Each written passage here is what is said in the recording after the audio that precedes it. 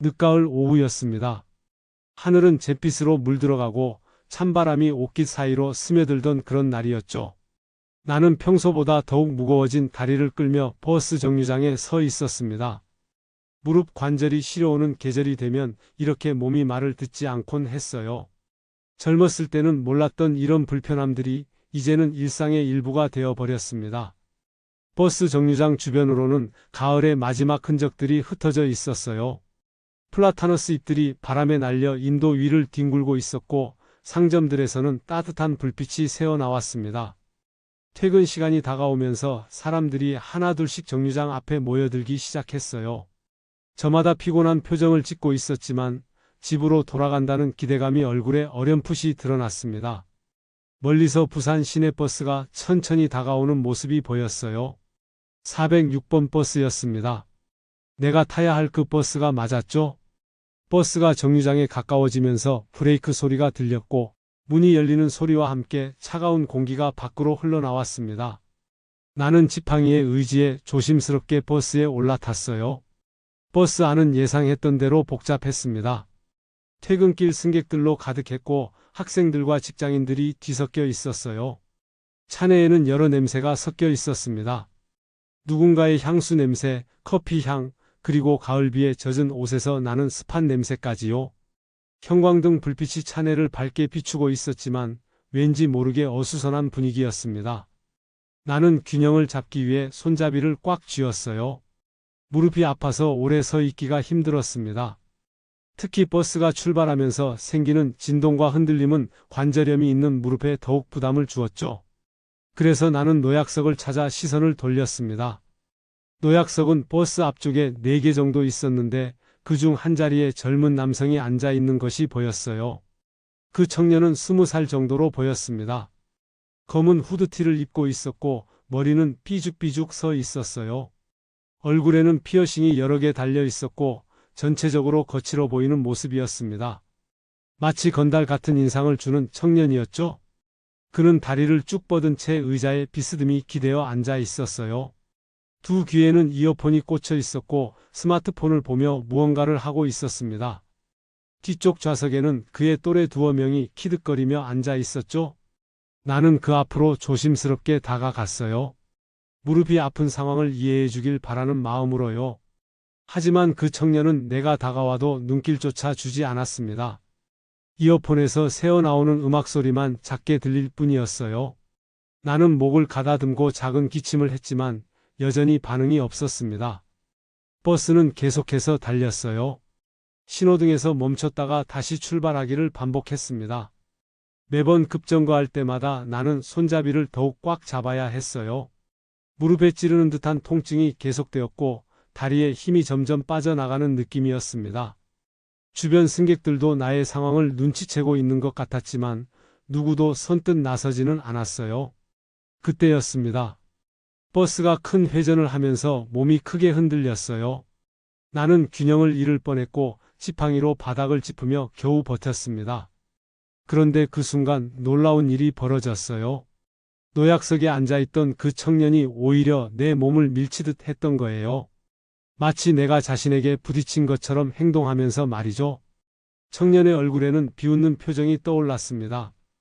입꼬리를 살짝 올리며 마치 내가 우스운 존재라는 듯이 바라보았어요. 그의 눈빛에는 노인에 대한 존중이나 배려 같은 것은 전혀 찾아볼 수 없었습니다. 오히려 자신이 우위에 있다는 듯한 오만함만이 가득했죠. 순간 버스 안은 침묵으로 얼어붙었습니다.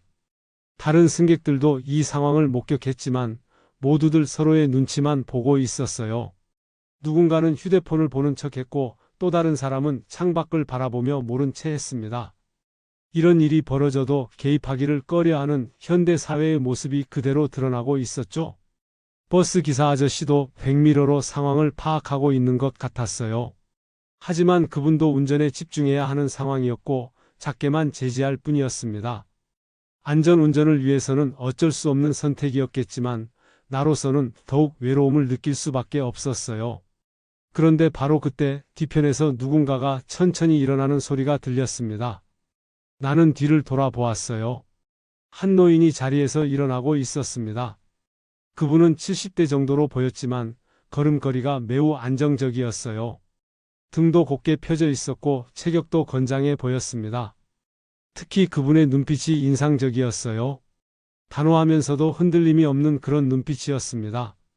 젊은 시절 군대에서 복무했을 것 같은, 또는 오랜 세월 힘든 일을 겪으며 단련된 사람의 눈빛이었죠. 그분은 지팡이 하나 없이도 버스의 흔들림에 전혀 흔들리지 않으면서 앞으로 걸어왔어요. 다른 승객들도 그 노인의 등장을 주목하기 시작했습니다. 차내의 분위기가 묘하게 바뀌고 있었어요. 마치 뭔가 중요한 일이 벌어지려는 듯한 긴장감이 감돌기 시작했습니다.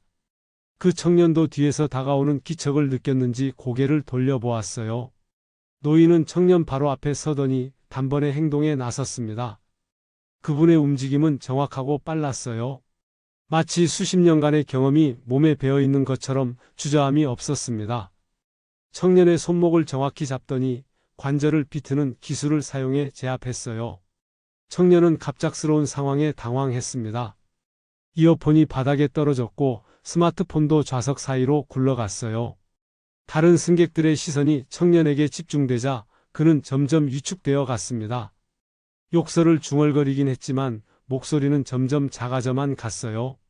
마침 버스가 다음 정류장에 도착했습니다. 문이 열리자 청년과 그의 일행들은 서둘러 버스에서 내렸어요. 내리면서도 중얼거리고 있었지만 더 이상 도전적인 모습은 아니었습니다. 그들의 뒷모습에서는 패배감과 굴욕감이 느껴졌어요. 버스 문이 닫히고 다시 출발하자 차내는 다시 고요해졌습니다. 하지만 이번의 고요함은 전과는 달랐어요. 침묵 속에는 안도의 숨이 섞여 있었습니다. 승객들은 서로 눈빛을 교환하며 작은 미소를 짓기도 했어요. 정의가 실현된 것에 대한 만족감이 공유되고 있었습니다. 나는 그제야 노약석에 앉을 수 있었어요. 무릎의 통증은 여전했지만 마음만큼은 훨씬 가벼워졌습니다. 그 노인은 다시 자신의 자리로 돌아갔지만 나는 그분에게 깊은 감사의 마음을 전했어요. 고개를 숙여 인사를 드렸고 그분도 온화한 미소로 응답해 주셨습니다. 창밖으로 부산의 거리 풍경이 흘러갔어요. 가로등이 하나씩 켜지기 시작하는 저녁 시간이었습니다. 상점들의 네온사인도 점점 밝아지고 있었고 사람들은 각자의 일상으로 돌아가고 있었어요. 하지만 나에게는 이 하루가 특별한 의미로 다가왔습니다. 모두가 외면한 순간에도 누군가는 용기를 냈습니다. 그 노인은 나이가 들어서도 옳은 일을 위해 행동할 수 있다는 것을 보여주었어요. 연륜과 경험이 만들어낸 지혜와 용기였습니다. 그분의 모습에서 나는 희망을 보았어요. 세상은 아직 버릴 만한 곳이 아니었습니다. 비록 무관심과 이기심이 만연한 것처럼 보일 때가 있지만 여전히 따뜻한 마음을 가진 사람들이 있었어요. 그리고 그런 사람들이 있는 한 우리 사회는 아직 희망이 있다고 생각했습니다. 나는 집에 도착할 때까지 그 노인의 모습을 계속 생각했어요. 그분이 보여준 작은 용기가 나에게는 큰 감동으로 다가왔습니다. 그리고 나 역시 언젠가는 누군가에게 그런 용기를 보여줄 수 있는 사람이 되고 싶다고 다짐했습니다. 버스는 계속해서 목적지를 향해 달려갔어요. 무릎은 여전히 아팠지만 마음만큼은 따뜻함으로 가득했습니다. 오늘 하루도 이렇게 지나가고 있었지만 분명히 의미 있는 하루였어요. 작은 용기가 만들어낸 희망의 이야기였습니다. 며칠이 흘렀습니다. 나는 지난번과 같은 시간에 버스 정류장에 나갔어요. 무릎 상태는 여전히 좋지 않았지만 그날의 일 덕분인지 마음만큼은 한결 가벼웠습니다. 406번 버스가 정류장에 도착했을 때 나는 문득 궁금해졌어요. 그날 나를 도와주셨던 그 노인분이 과연 다시 보일까 하는 생각이 들었거든요. 아마도 일회성 만남이었을 거라고 생각했지만 혹시나 하는 마음이 있었습니다. 버스에 올라탄 순간 놀라운 일이 벌어졌어요. 그 노인이 정말로 거기 계셨던 거예요. 같은 자리는 아니었지만 중간쯤 되는 좌석에 단정하게 앉아 계셨습니다. 그분은 창밖을 바라보고 계셨는데 무언가 깊이 생각에 잠겨 있는 모습이었어요. 나는 조심스럽게 그분에게 다가갔습니다. 지난번 일에 대해 감사 인사를 제대로 드리지 못했던 것이 마음에 걸렸거든요. 그분은 내가 다가오는 것을 보고 온화한 미소를 지으며 자리를 옆으로 비켜주셨어요. 마치 나를 기다리고 계셨던 것처럼요. 나란히 앉게 된 우리는 자연스럽게 대화를 시작했습니다. 처음에는 날씨 이야기부터 시작했어요. 올해 겨울이 유난히 추울 것 같다는 이야기, 관절이 아픈 사람들에게는 힘든 계절이라는 이야기 등등 말이죠. 그분의 목소리는 차분하고 온화했습니다. 시간이 지나면서 대화는 점점 더 개인적인 이야기로 흘러갔어요. 그분은 조심스럽게 자신의 상황을 이야기해 주셨습니다. 아내분을 몇 년 전에 먼저 떠나보내고 홀로 살고 있다고 하셨어요. 아침에 일어나면 제일 먼저 아내분 사진에 인사를 드린다고, 저녁 식사 때면 혼자 앉은 식탁이 너무 넓게 느껴진다고 하시더군요. 나 역시 비슷한 상황이었기에 그분의 마음을 충분히 이해할 수 있었습니다. 나도 자연스럽게 내 이야기를 털어놓게 되었어요. 자식들이 모두 서울로 올라가 살고 있다는 이야기를 했습니다. 명절 때도 코로나 이후로는 만나기 어려워졌고 전화통화도 서로 바쁘다는 핑계로 점점 뜸해졌다고 했어요. 그분도 고개를 끄덕이며 공감해 주셨어요. 그러면서 자연스럽게 옛날 이야기로 화제가 바뀌었습니다. 부산에서 오래 살다 보면 여러 가지 일들을 겪게 된다는 이야기였어요. 특히 1980년대에는 정말 힘든 시절이었다고 하시더군요. 그 말씀을 듣고 나는 문득 떠오르는 기억이 있었습니다. 내 인생에서 가장 중요한 사건 중 하나였어요. 1980년대 부산 북항에서 일어났던 대형 화재 사건에 대한 기억이었습니다. 나는 그분에게 그날의 이야기를 들려드리기 시작했습니다. 당시 나는 30대 초반이었고 아내와 어린 두 자식과 함께 북한 근처의 작은 아파트에 살고 있었다고 했어요. 그날 밤은 평범한 겨울밤이었습니다. 가족들과 함께 저녁을 먹고 있었는데 갑자기 어디선가 타는 냄새가 나기 시작했어요. 창문을 열어보니 멀리서 불길이 치솟고 있는 것이 보였습니다. 하지만 바람이 세게 불기 시작하면서 불길이 점점 번져나가기 시작했어요. 우리 아파트 쪽으로도 불길이 다가오고 있었습니다. 아파트 복도는 연기로 가득했고 계단은 사람들로 붐볐어요. 그때 연기가 너무 짙어져서 앞이 보이지 않았는데 갑자기 누군가가 우리를 이끌어주기 시작했습니다. 남성의 목소리였는데 침착하고 확신에 찬 음성이었어요. 그분은 우리 가족의 손을 잡고 안전한 길로 안내해 주셨습니다. 연기 때문에 그분의 얼굴을 제대로 볼 수는 없었지만 그분 덕분에 우리 가족은 무사히 빠져나올 수 있었어요. 나는 이 이야기를 들려드리면서 아직도 그 은인을 찾고 싶다는 마음을 전했어요. 그분에게 제대로 된 감사 인사를 드리고 싶다고 했습니다. 그런데 이상했습니다. 그분은 내 이야기를 들으시면서도 별다른 반응을 보이지 않으셨어요. 오히려 창밖을 바라보시며 다른 생각에 잠겨 있는 것 같았습니다. 그때였어요. 버스가 정류장을 지나치는 순간 창밖으로 낡은 현수막이 눈에 들어왔습니다. 기둥에 매달린 그 현수막에는 이렇게 적혀 있었어요. 북한 화재 40년 잊지 않겠습니다. 바람에 흔들리며 꺾이는 현수막의 줄소리가 귓속에 오래 남았습니다. 그런데 이상한 일이 벌어졌습니다. 그분의 표정이 순간적으로 굳어진 것이었어요. 평소에 온화하고 차분하셨던 그분의 모습과는 전혀 다른 표정이었습니다. 잠시 숨을 멈춘 것처럼 보이기도 했고 손도 미세하게 떨리는 것 같았어요. 마치 깊숙이 묻어두었던 무언가가 갑자기 되살아난 것처럼 보였습니다. 하지만 그것도 잠깐, 곧바로 평상시의 표정을 되찾으셨습니다. 마치 아무 일도 없었다는 듯이 자연스럽게 행동하셨지만 나는 그 짧은 순간의 변화를 놓치지 않았습니다.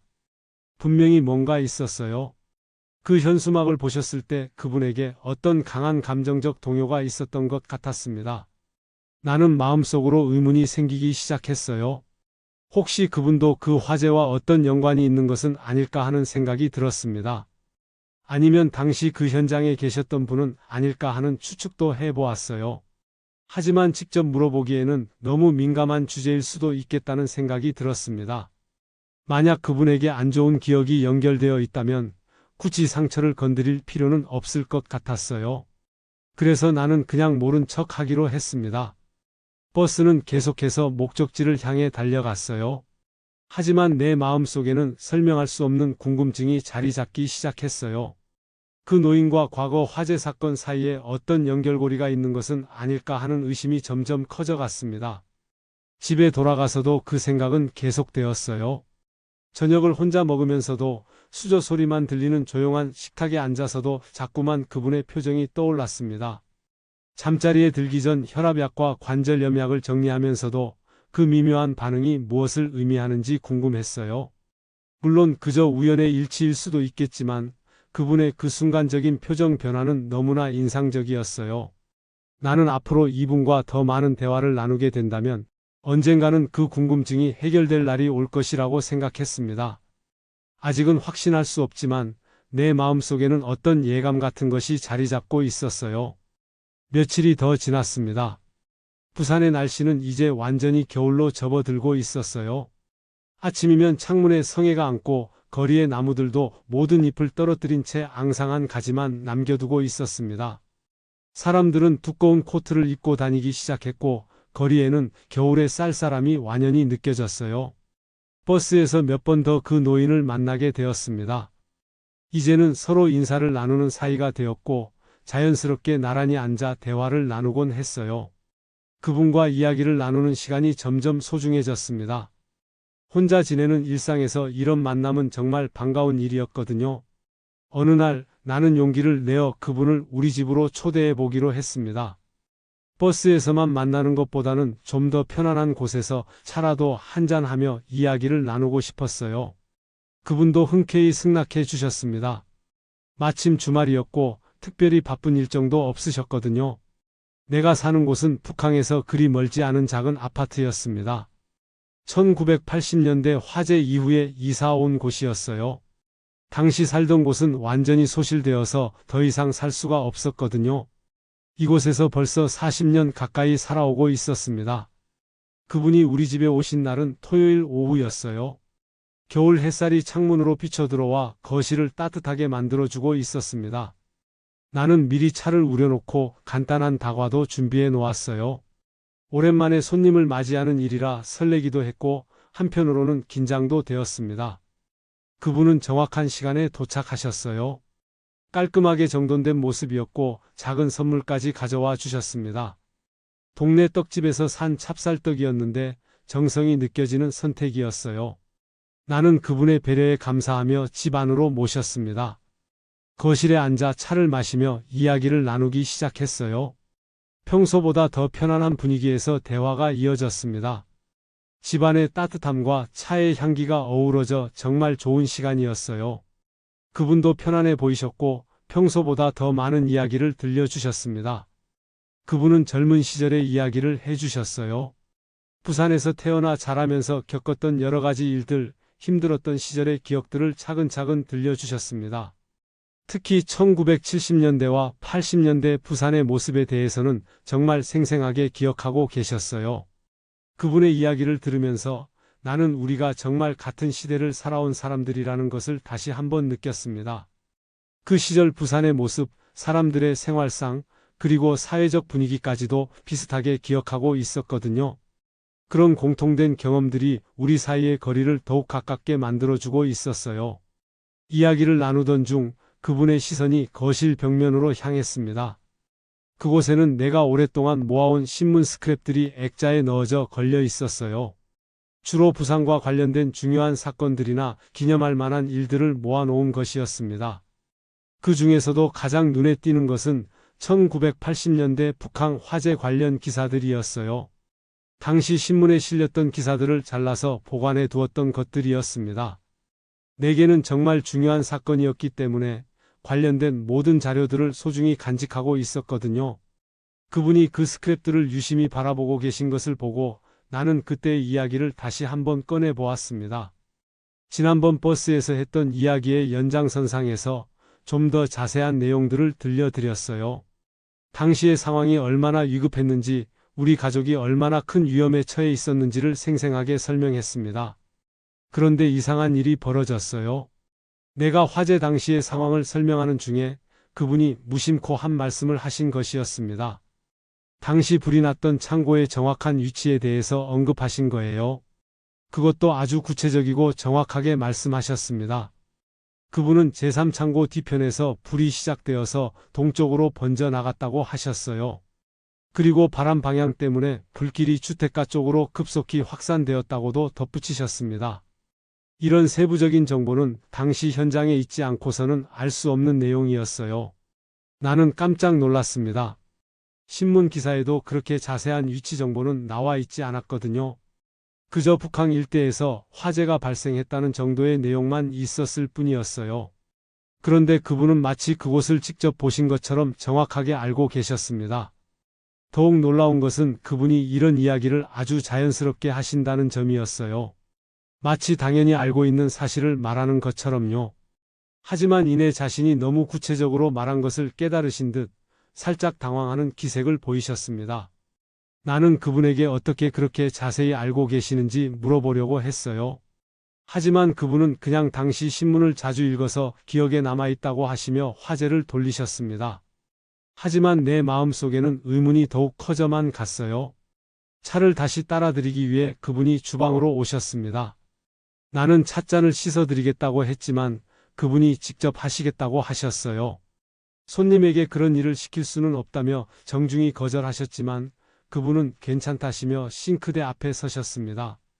그분이 찻잔을 씻고 계실 때였어요.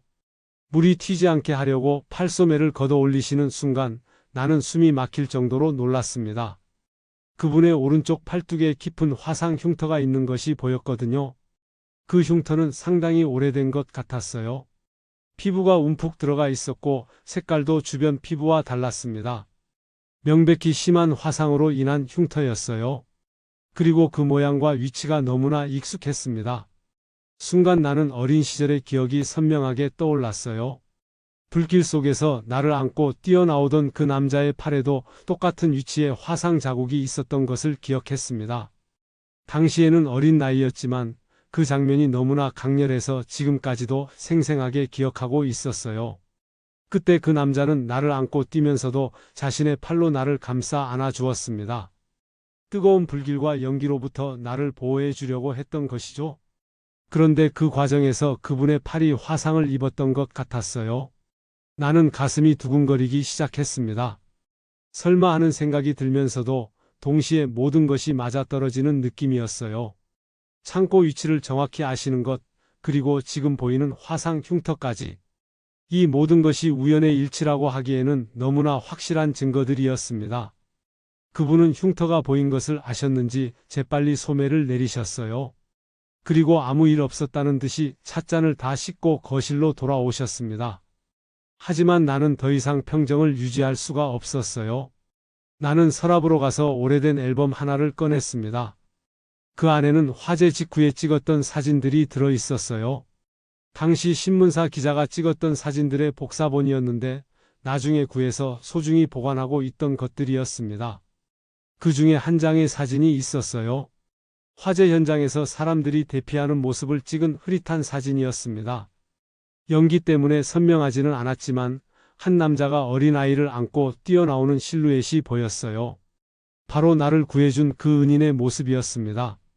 나는 그 사진을 자세히 들여다보며 지금 내 앞에 앉아 계신 그 노인과 비교해 보았어요.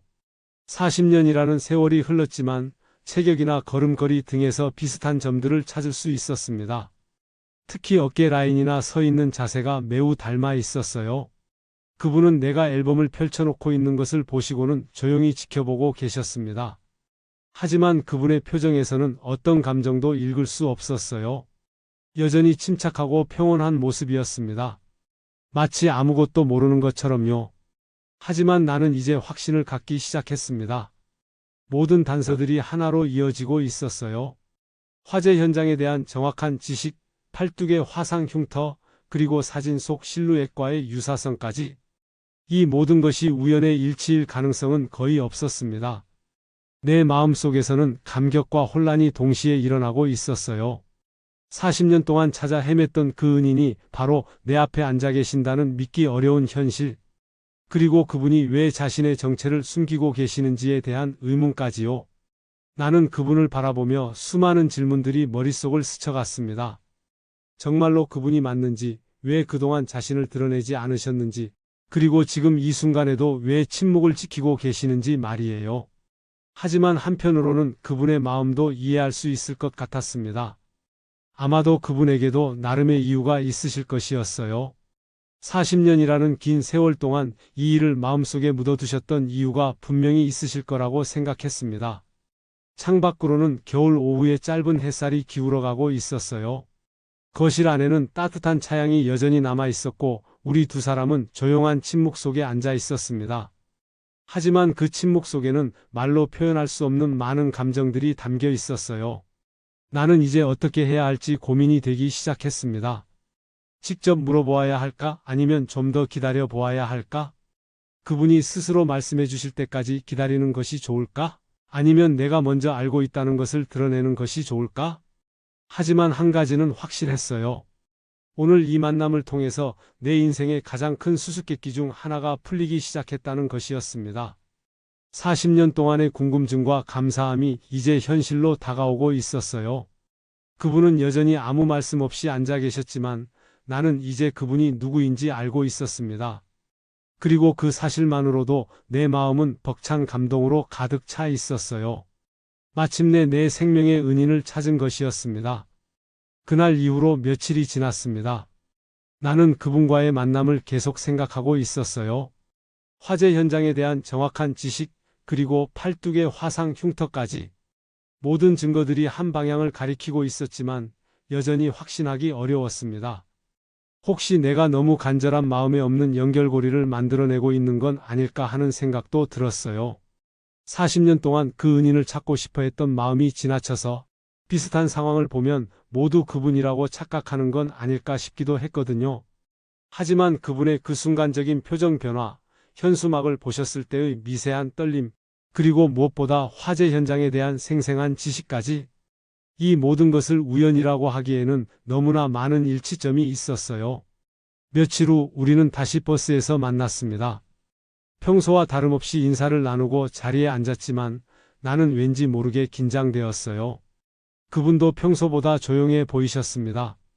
마치 무언가 말하고 싶은 것이 있지만 망설이고 계시는 것 같았어요. 버스가 출발하고 얼마 지나지 않아서 그분이 조용히 말씀하기 시작하셨습니다. 목소리가 평소보다 낮았고 어딘가 무거운 느낌이 있었어요. 그분은 먼저 내가 지난번에 했던 화재 이야기에 대해 언급하셨습니다. 그 이야기를 들으면서 자신도 많은 생각이 들었다고 하시더군요. 그리고 혹시 내가 궁금해할 만한 것이 있다면 자신이 아는 범위에서 이야기해 드릴 수 있다고 하셨어요. 나는 가슴이 두근거리기 시작했습니다. 혹시 그분이 먼저 말문을 열어주시는 건 아닐까 하는 기대감이 들었거든요. 나는 조심스럽게 물어보았습니다. 혹시 그 화재 사건에 대해 더 자세히 알고 계시는 것은 아닌지 말이에요. 그분은 잠시 침묵하시더니 천천히 고개를 끄덕이셨습니다. 그리고 말씀하시기 시작했어요. 당시 자신이 그 현장에 있었다고, 자원소방대원으로 활동하고 있었다고 하시더군요. 그 순간 나는 숨이 멎는 것 같았습니다. 마침내 그분이 직접 말씀해 주시는 거였어요. 하지만 동시에 더 많은 궁금증이 생겼습니다. 혹시 그분이 바로 우리 가족을 구해주신 그분일까요? 그분은 계속해서 이야기를 들려주셨습니다. 1980년대 당시 부산에는 자원소방대라는 조직이 있었다고 해요. 정식 소방서의 인력과 장비가 부족했던 시절이라 지역 주민들이 자발적으로 조직해서 화재나 재해가 발생했을 때 도움을 주는 역할을 했다고 하시더군요. 그분도 그런 자원소방대에 가입해서 활동하고 계셨던 거예요. 평상시에는 일반적인 직장 생활을 하시면서 응급 상황이 발생하면 누구보다 먼저 현장으로 달려가셨다고 했습니다. 그날 밤도 마찬가지였다고 하셨어요. 북항에서 화재 신고가 들어오자마자 현장으로 출동하셨다고 했습니다. 도착해보니 생각보다 훨씬 심각한 상황이었다고 하시더군요. 창고에서 시작된 불이 강한 바람을 타고 주택가로 급속히 번져나가고 있었거든요. 그분의 목소리에는 당시에 긴박했던 상황이 그대로 담겨 있었어요. 하늘이 온통 붉게 물들어 있었고 연기가 자욱해서 앞이 보이지 않았다고 하셨습니다. 사방에서 사람들의 비명소리와 도움을 요청하는 외침이 들려왔다고 해요. 정식 소방대원들이 도착하기 전까지 소방대원들이 할 수 있는 일은 사람들을 안전한 곳으로 대피시키는 것이었습니다. 그분은 그날 밤 많은 사람들을 불길 속에서 구해내셨다고 하시더군요. 나는 숨을 죽이고 그분의 이야기를 들었습니다. 혹시 그분이 우리 가족에 대해서도 기억하고 계실까 해서요. 하지만 그분은 구체적으로 어떤 가족을 구했다는 이야기는 하지 않으셨어요. 다만 그날 밤 정말 많은 사람들이 위험에 처해 있었고 최선을 다해서 도왔다고만 하시더군요. 그 과정에서 그분도 여러 번 위험한 상황에 처하셨다고 했습니다. 무너져 내리는 건물 잔해에 맞을 뻔하기도 했고 뜨거운 불길에 화상을 입기도 하셨다고 해요. 특히 팔 부분에 입은 화상이 심했는데 지금도 날씨가 변하면 아프다고 하시더군요. 그 말씀을 들으니 지난번에 보았던 그 화상 흉터가 떠올랐습니다. 역시 그때 입으신 상처였던 거예요. 그분은 다른 사람들을 구하는 과정에서 자신이 다치는 것은 개의치 않으셨던 거였습니다. 나는 더 이상 참을 수가 없었어요. 조심스럽게 물어보았습니다. 혹시 그날 밤 구해주신 사람들 중에 아버지와 어머니, 그리고 어린 두 아이가 있는 가족이 있었는지 말이에요. 그분은 잠시 생각에 잠기시더니 고개를 끄덕이셨습니다. 그런 가족이 있었던 것 같다고, 특히 어린 아이를 안고 대피한 기억이 있다고 하시더군요. 하지만 당시 상황이 너무 혼란스러워서 자세한 것은 기억나지 않는다고 하셨어요. 나는 가슴이 벅차오르기 시작했습니다. 그리고 떨리는 목소리로 말씀드렸어요. 그 가족이 바로 저희 가족이었다고, 그분이 우리를 구해주셨다고 말씀드렸습니다. 그 순간 그분의 표정이 크게 변했어요. 놀라움과 당황스러움이 동시에 드러났습니다. 하지만 곧이어 깊은 안도의 표정으로 바뀌었어요. 마치 오랫동안 가슴속에 담아두었던 무거운 짐을 드디어 내려놓는 것 같은 그런 표정이었습니다. 나는 눈물이 맺히기 시작했어요. 40년 동안 억눌러왔던 감정들이 한꺼번에 터져 나오려고 했습니다. 감사함, 그리움, 그리고 마침내 만날 수 있었다는 기쁨이 복잡하게 뒤섞인 눈물이었어요. 그때 문득 아버지의 말씀이 떠올랐습니다. 아버지는 돌아가시기 전까지 항상 당부하셨거든요. 너를 구해준 분께 언젠가 꼭 은혜를 갚으라고. 그분이 아니었다면 우리 가족은 모두 위험했을 것이라고 말씀하셨어요. 아버지는 평생을 그 은인에 대한 고마움을 잊지 않고 사셨습니다. 어머니도 마찬가지였어요. 돌아가시는 순간까지도 그날 밤의 은인에 대한 이야기를 하셨습니다. 부모님 두 분 모두 그분에 대한 감사함을 평생 마음속에 품고 사셨던 거예요. 그리고 그 마음을 저에게도 고스란히 전해 주셨습니다. 세월이 흘러 이제야 그 은인을 만나게 된 것입니다. 부모님이 살아계셨다면 얼마나 기뻐하셨을까 하는 생각이 들었어요. 그분들도 분명히 하늘에서 이 순간을 지켜보고 계실 거라고 믿었습니다. 그분도 감정이 복받치셨는지 목소리가 떨리기 시작하셨어요. 그리고 조용히 말씀하셨습니다. 그동안 자신이 옳은 일을 했는지에 대해 늘 의문 속에서 살아왔다고 하시더군요. 당시에 그분이 구해낸 사람들 중 상당수는 그분이 누구인지도 모르고 지나갔다고 해요. 혼란스러운 상황에서 얼굴을 제대로 보지 못했고 나중에 안부를 묻는 사람도 거의 없었다고 하셨습니다. 그래서 자신의 행동이 정말로 도움이 되었는지 의미가 있었는지 확신하지 못하고 살아오셨다고 했어요. 더욱이 그 과정에서 입은 상처들 때문에 평생 고생하셨다고 하시더군요. 처음에는 치료비도 많이 들었고 지금도 날씨가 변하면 아프다고 하셨습니다. 그런 고통을 감수하면서까지 한 일인데 아무도 알아주지 않으니 때로는 허무함을 느끼셨다고 해요. 특히 세월이 지나면서 그 화재 사건 자체가 사람들의 기억에서 점점 사라져 갔어요. 새로운 세대들은 그런 일이 있었다는 것조차 모르게 되었고 당시를 기억하는 사람들도 하나둘씩 세상을 떠나갔습니다. 그분은 점점 혼자만의 기억을 간직하게 되었다고 하시더군요. 하지만 그날 내 앞에서 모든 것이 달라졌다고 하셨어요. 내가 의사가 되어 수많은 생명을 살렸다는 이야기를 듣고 처음으로 진정한 안도감을 느끼셨다고 하시더군요. 나는 그분에게 말씀드렸어요. 사실 내가 의사가 된 것도 그날 밤의 경험 때문이었다고요. 생명의 소중함을 깨달았고 누군가를 도울 수 있는 사람이 되고 싶었다고 했습니다. 물론 어린 마음에 막연하게 의사가 되고 싶다고 생각했던 것이지 그 은인을 의식해서 결정한 것은 아니었어요.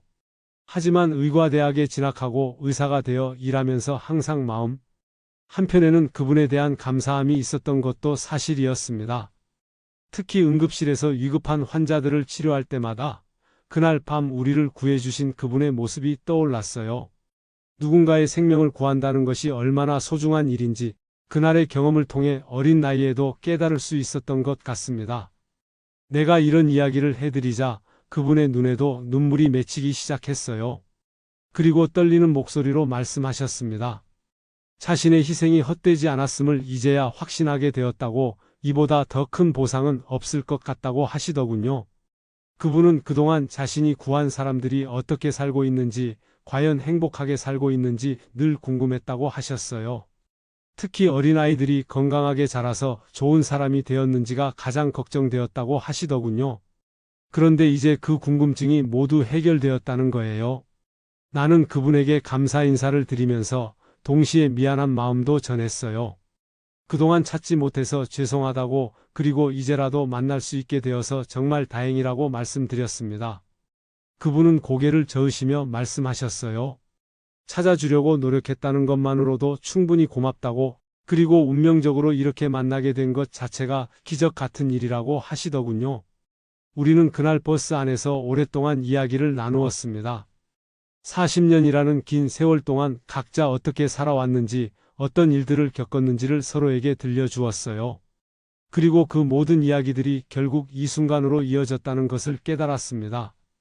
버스가 종점에 도착할 때까지도 우리의 대화는 끝나지 않았어요. 그분이 먼저 내리셔야 하는 정류장이 왔을 때 나는 마지막으로 한 가지 부탁을 드렸습니다. 앞으로도 계속 만날 수 있게 해달라고, 그리고 이제는 진짜 친구가 되어달라고 말씀드렸어요. 그분도 기꺼이 승낙해 주셨습니다.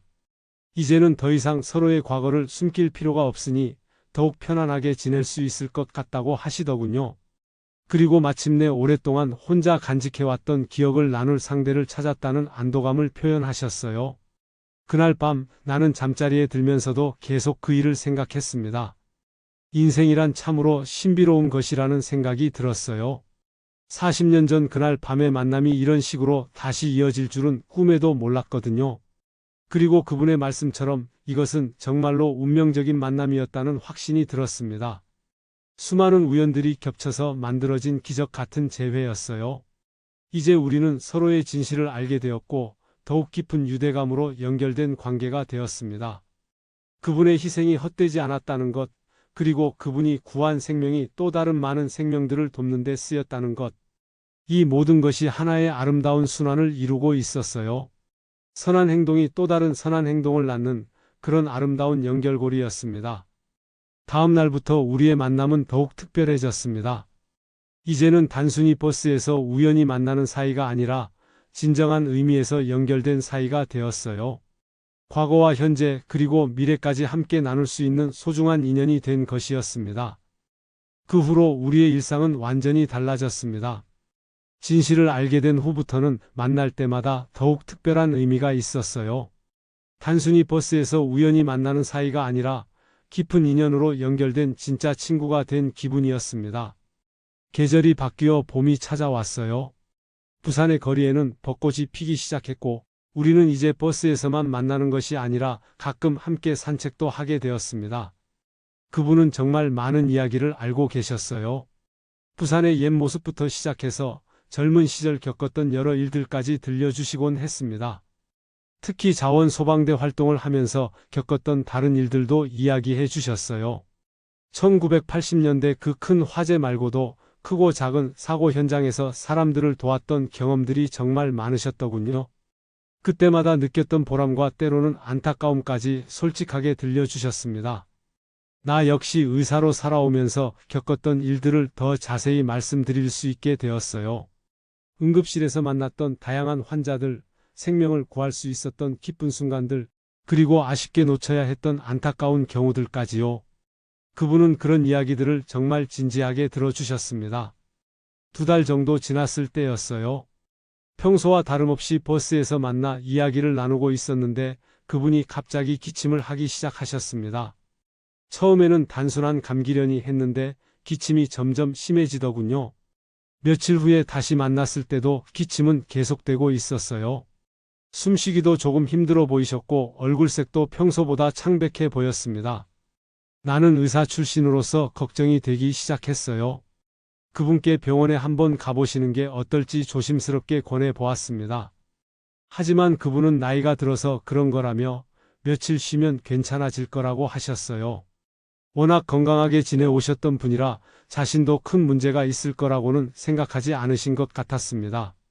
하지만 일주일이 지나도 증상은 나아지지 않았어요. 오히려 더 심해지는 것 같았습니다. 버스에서 이야기를 나누다가도 자주 기침을 하셨고 계단을 오르실 때는 중간중간 쉬어 가셔야 했어요. 그날은 평소보다 증상이 더 심해 보이셨습니다. 버스에서 내린 후에도 계속 기침을 하시더니 갑자기 숨쉬기 힘들어하기 시작하셨어요. 얼굴이 창백해지면서 식은땀까지 흘리시는 모습을 보고 나는 즉시 119에 신고했습니다. 응급차가 도착할 때까지 나는 그분 곁에서 지켜보았어요. 의사 경험이 있다 보니 이런 상황에서 어떻게 대처해야 하는지는 알고 있었지만 정작 소중한 분이 고통받는 모습을 보니 마음이 참 아팠습니다. 병원 응급실에서 초기 검사를 받으신 결과 폐에 문제가 있다는 것이 확인되었어요. 더 정밀한 검사를 위해 CT 촬영과 여러 혈액 검사가 이어졌습니다. 나는 결과를 기다리면서 정말 불안했어요. 검사 결과가 나왔을 때는 충격이었습니다. 만성 폐쇄성 폐질환과 폐섬 유화가 상당히 진행된 상태였어요. 1980년대 화재 당시 연기와 독성가스를 많이 흡입하면서 생긴 만성 손상이 원인이었습니다. 당시에는 이런 연기 흡입 후유증에 대한 치료법이 제한적이었거든요. 주치의 선생님이 설명해 주시길 세월이 지나면서 폐 기능이 점진적으로 악화되었고 이제는 호흡 부전 직전까지 진행된 상태라고 하셨어요. 기관지 내시경으로 정밀 검사를 한 후 흉곽경을 이용한 폐 쐐기 절제술이 필요하다고 했습니다. 나는 그분의 가족 연락처를 몰랐기 때문에 자연스럽게 보호자 역할을 맡게 되었어요. 주치의와 함께 수술에 대한 설명을 들었고 치료 방침을 결정하는 과정에도 참여했습니다. 수술 전날 밤 나는 그분의 병실을 찾아갔어요. 산소 마스크를 쓰고 계셨지만 의식은 또렷하셨습니다. 나는 그분의 손을 잡고 말씀드렸어요. 내일 수술이 있지만 걱정하지 마시라고 최고의 의료진이 함께 할 테니까 꼭 이겨내자고 했습니다. 그분은 고개를 끄덕이시며 작게 미소를 지어 보이셨어요. 그리고 힘없는 목소리로 말씀하셨습니다. 40년 전에는 자신이 다른 사람을 구했는데 이번에는 나에게 도움을 받게 되었다고 인생이 참 신기하다고 하시더군요. 수술 당일 나는 수술실 앞에서 기다렸습니다. 직접 수술에 참여할 수는 없었지만 마음만은 함께 있고 싶었어요.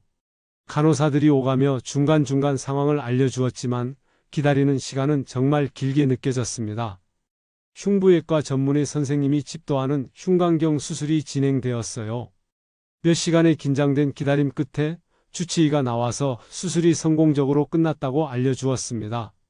손상된 폐 조직을 정밀하게 제거했고 남은 폐 기능도 상당히 개선될 것으로 예상된다고 했어요. 수술이 끝났을 때 나는 안도의 한숨을 쉬었어요. 주치의가 나와서 성공적으로 마쳤다고 알려주었을 때 나는 눈물을 참을 수가 없었습니다. 그분이 회복실에서 깨어나신 것은 수술 후 하루가 지나서였어요. 나는 그분의 침대 옆에서 계속 지키고 있었습니다. 그분이 천천히 눈을 뜨시는 모습을 보면서 나는 다시 한번 감사함을 느꼈어요. 그분은 처음에는 어리둥절해 하셨지만 곧 상황을 이해하셨어요. 나를 보시더니 미약하게 미소를 지으셨습니다. 그리고 작은 목소리로 고맙다고 말씀하셨어요. 나는 그분에게 말씀드렸습니다. 이번에는 내가 그분 곁에서 지켜드린 셈이라고, 그리고 이제 우리는 서로를 돌봐준 진정한 친구가 되었다고 했어요. 그분도 고개를 끄덕이시며 내 손을 꼭 잡아주셨습니다. 그 순간 나는 깨달았어요. 과거의 은혜가 세월을 돌아 나에게로 왔고 다시 그분에게 이어졌다는 것을요. 이것이야말로 진정한 인연이고 운명적인 만남이었다는 생각이 들었습니다. 그분은 회복이 순조로웠어요. 물론 완전히 예전과 같아지지는 못했지만 일상생활에는 지장이 없을 정도로 좋아지셨습니다.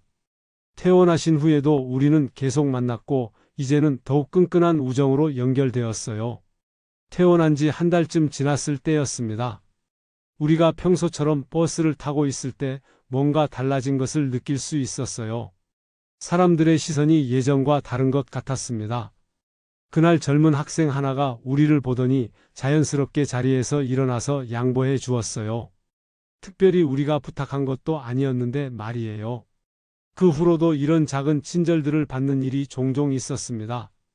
정확히 무엇 때문인지는 알 수 없었지만 아마도 우리의 이야기가 어떻게든 알려진 것 같았어요. 병원에서 누군가가 들은 이야기가 조용히 퍼졌거나 아니면 우리 두 사람 사이의 깊은 우정이 자연스럽게 사람들에게 전해진 것일 수도 있었어요. 하지만 그런 관심보다 더 중요한 것은 우리 자신의 변화였습니다. 서로를 더 깊이 이해하게 되었고 매일매일을 더욱 소중하게 여기게 되었어요.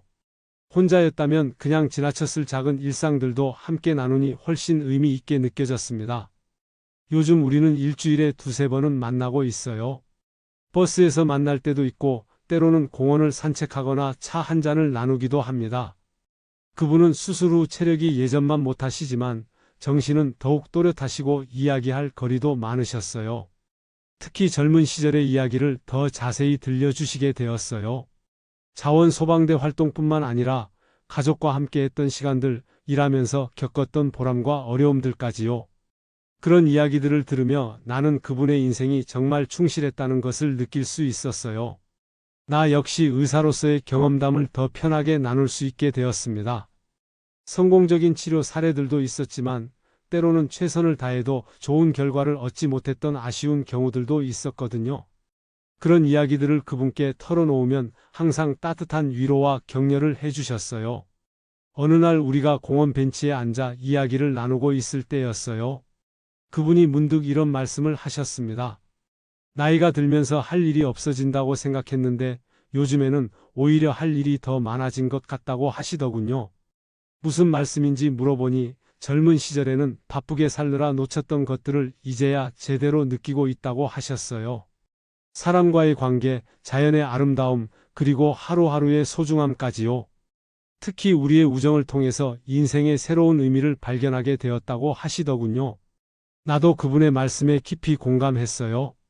은퇴 후에 느꼈던 공허함이 이제는 완전히 사라졌거든요. 매일 그분과의 만남을 기대하게 되었고 함께 나누는 대화들이 정말 소중하게 느껴졌습니다. 그분과의 만남을 통해 나는 깨달았어요. 나이가 든다는 것이 끝을 의미하는 게 아니라 오히려 새로운 시작일 수 있다는 것을요.